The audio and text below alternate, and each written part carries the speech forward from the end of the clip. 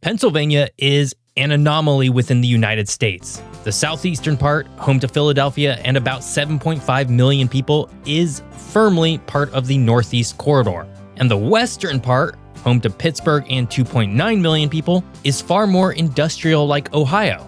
And then there's Pennsylvania's big empty middle, home to only about 2.6 million people, but in an area far larger than either its east or west. So why don't more people live in central Pennsylvania, and why is Pennsylvania's east so different from its west? I love studying Pennsylvania because, in my opinion, there's no state with a greater difference between its two ends. People often think that Northern California is very different from Southern California, but truly and historically, Eastern Pennsylvania might as well be a different state than Western Pennsylvania, at least in some respects. And of course, just like with all states, there's a big, mostly empty gap separating these two halves. Well, as usual, the state's unique geography plays a crucial role in today's story. Pennsylvania comprises a diverse range of physical geography, especially as you move from the east to the western parts of the state. The state spans several distinct geographic regions, each with its own topography, climate, and of course, natural features. Starting in the east, Pennsylvania begins in the Atlantic coastal plain, a narrow strip of low-lying land along the Delaware River, which encompasses the Philadelphia metropolitan area. This region is mostly flat with elevations just above sea level. The coastal plain's fertile soils historically supported agriculture through the 1600s and 1700s, though much of this land is now urbanized. The Delaware River, a significant geographic feature here, has also played a vital role in the region's development, providing a waterway for transportation and, of course, trade. Moving westward, the land rises into the Piedmont Plateau, a region of gently rolling hills and valleys that stretch across southeastern Pennsylvania. The Piedmont is known for its rich agricultural lands where dairy farms, orchards, and fields of corn and soybeans are very common.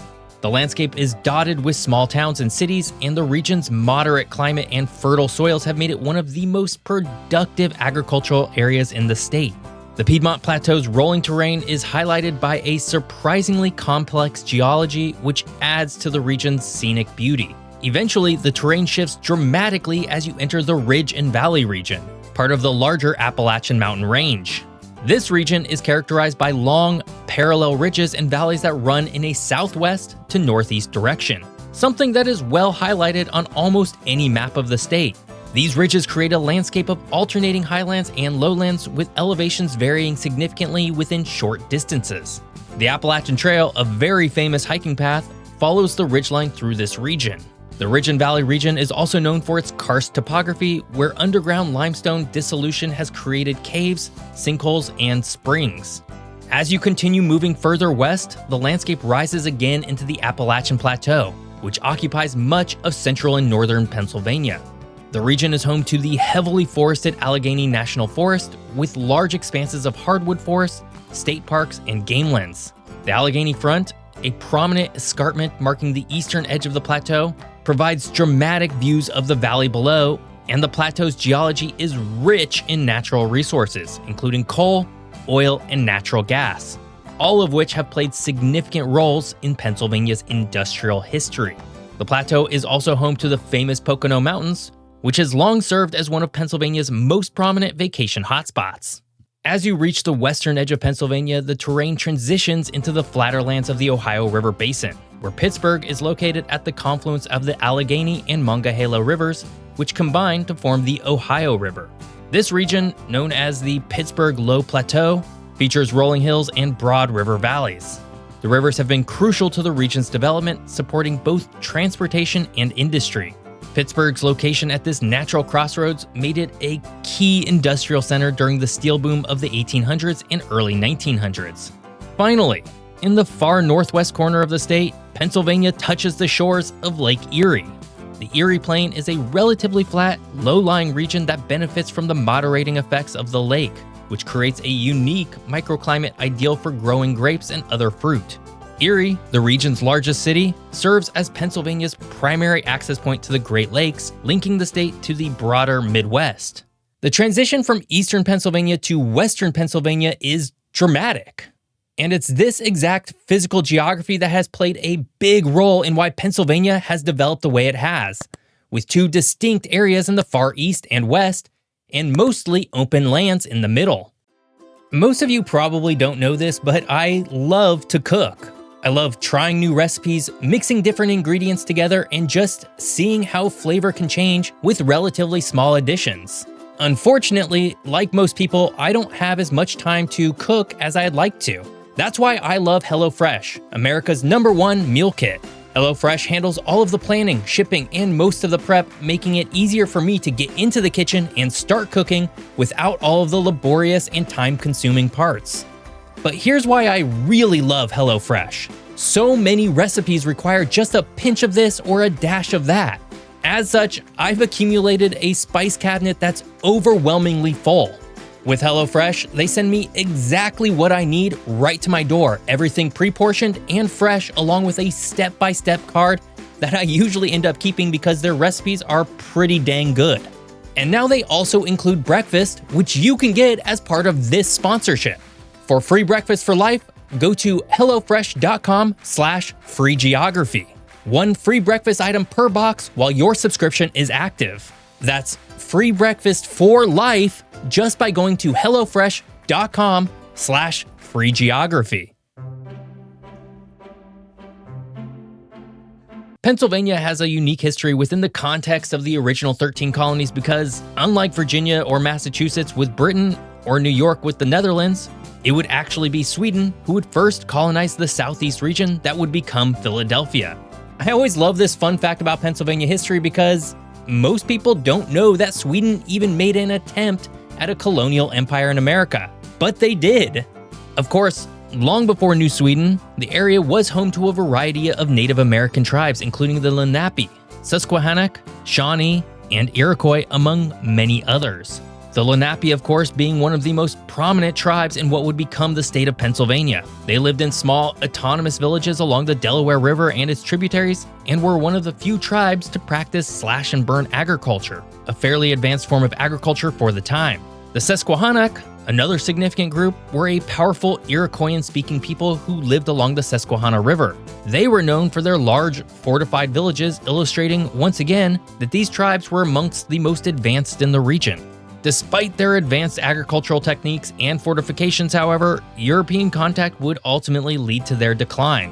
This began in the early 1600s with Dutch and Swedish explorers. The Dutch established trading posts along the Delaware River, and the Swedes founded the colony of New Sweden in 1638, which included the southeastern part of Pennsylvania today. The Dutch would eventually invade and capture New Sweden in 1655, and Sweden would never again control the region. But while the Dutch won that war, they would soon lose it to England during the Second and Third Anglo-Dutch Wars, which ended in 1674 with the Treaty of Westminster. This would bring all of the areas that would eventually become Pennsylvania under the burgeoning colonial empire of England. In 1681, King Charles II of England granted a charter to William Penn, a Quaker, for the land that would become Pennsylvania. Penn envisioned the colony as a holy experiment where religious freedom and peaceful coexistence would be paramount. He sought to create a society based on Quaker principles of equality, tolerance, and pacifism. Penn's frame of government, which served as the colony's constitution, was one of the most liberal of its time, guaranteeing freedom of religion, fair trials, and democratic governance. Because of this, Pennsylvania quickly became a destination for a diverse group of settlers, including Quakers, Mennonites, and other religious minorities seeking refuge from persecution in Europe. The colony's capital, Philadelphia, was founded in 1682 and rapidly grew into one of the most important cities in colonial America. It became a center of commerce, culture, and political activity, with its strategic location along the Delaware River that also enabled trade and communication with other colonies and, of course, Europe. And these perks of Penn's governance didn't only extend to Europeans. Relations between the settlers and the indigenous peoples were initially peaceful, largely due to Penn's fair treatment of native tribes. He negotiated several treaties with the Lenape and other groups, purchasing land rather than seizing it. But once William Penn died, relations between the local government and the tribes deteriorated. In 1737, the colony's administrators claimed that they had a deed dating back to the 1680s that promised the colony a large portion of the Lenape's land from the confluence of the Delaware and Lehigh rivers all the way to modern-day Easton, Pennsylvania. This became known as the Walking Purchase and began the process by which colonial leaders would begin seizing more and more land from indigenous peoples. By the mid-1700s, many of Pennsylvania's indigenous populations had been displaced or decimated by war and disease. In the years leading up to the American Revolution, Pennsylvania played a crucial role in the growing movement for independence. Philadelphia became a hub of revolutionary activity, hosting the First and Second Continental Congresses. It was in Philadelphia that the Declaration of Independence was signed in 1776, marking the birth of the United States. And following the Revolution, Pennsylvania was one of the original 13 states to ratify the U.S. Constitution in 1787, and Philadelphia served as the country's capital until the year 1800 when Washington, D.C. was founded. But while eastern Pennsylvania was crucial to the United States through the 1600s and 1700s, it would be central and western Pennsylvania that would emerge as a defining leader in the Industrial Revolution. The state's abundant natural resources, including coal, iron, and oil, fueled the growth of industries such as steel production, railroads, and manufacturing. Cities like Pittsburgh, for example, became synonymous with steel, while Pennsylvania's coal mines provided the energy needed to power the country's expanding industrial base and railroad empire. Pennsylvania, like all of the Northeast states, began as a port town on the eastern shore. But through history, the population spread westward, creating two distinct regions of the state, and a whole lot of mostly empty land in the middle. So why don't more Pennsylvanians live in the middle of the state? The stark contrast in population density between central Pennsylvania and the southeast and far west regions of the state can be traced back to a combination of historic, geographic, and economic factors that have shaped the state's development over centuries. The southeast, with about 7.5 million people, and the far west, with about 2.9 million, would be led by the major metropolitan areas of Philadelphia and Pittsburgh respectively, both of which are densely populated due to their roles as economic and transportation hubs. Philadelphia exists at a strategic point along the Delaware River, which made it a vital port city. The city's location provided easy access to the Atlantic Ocean, facilitating trade with Europe and other colonies. As one of the earliest established cities in the United States, Philadelphia quickly grew into a major center for commerce, industry, and politics. Furthermore, the rich agricultural lands of the surrounding Piedmont region also supported a growing population, while the city itself attracted a diverse range of immigrants and settlers due to its reputation for religious tolerance and economic opportunity. Philadelphia's development was further bolstered by its proximity to other major cities along the eastern seaboard, including New York City and Washington, D.C. This regional connectivity made Philadelphia a key player in the economic and political life of the early United States, encouraging continued growth and urbanization. As the Industrial Revolution took hold, Philadelphia's infrastructure, including its railroads and factories, expanded rapidly, further concentrating population and industry in the southeastern part of the state. Pittsburgh, located in the far western part of Pennsylvania, became another densely populated urban area due to its strategic position at the beginning of the Ohio River, which would eventually connect to the Mississippi and would be home to other major cities such as Cincinnati and Louisville. This location made Pittsburgh a natural gateway to the interior of the continent, serving as a crucial point for trade and transportation. But it would be the discovery of abundant coal and iron ore in the region that would spur the growth of the city. Pittsburgh's industrial base attracted a large workforce, leading to rapid urbanization. The concentration of manufacturing and related industries in Pittsburgh made it one of the most important industrial centers in the country, with a population density that reflected its economic significance. Central Pennsylvania, on the other hand, has a respectable population of about 2.6 million people, but on a much larger expanse of land. All told, central Pennsylvania comprises nearly 28,000 square miles, or 62% of the entire state. All of this land for just 20% of the state's population. So then the question is, why isn't there a major population center in this region? Well, the primary reason comes down to its geography, which is dominated by the Appalachian Mountains, the Allegheny Plateau, and just a lot of forests. These natural features create a rugged landscape that is less conducive to large-scale agriculture, urban development, or even transportation infrastructure. The mountainous terrain and dense forests historically limited the establishment of large settlements and made transportation and communication more difficult. But most crucially was that this area lacked large rivers that were suitable for transportation, something that was basically a requirement for creating large population centers prior to the 1900s. While rivers like the Susquehanna and Allegheny do flow through these areas, their utility for large-scale commerce was less significant compared to the Delaware River in the southeast and the Ohio River in the far west.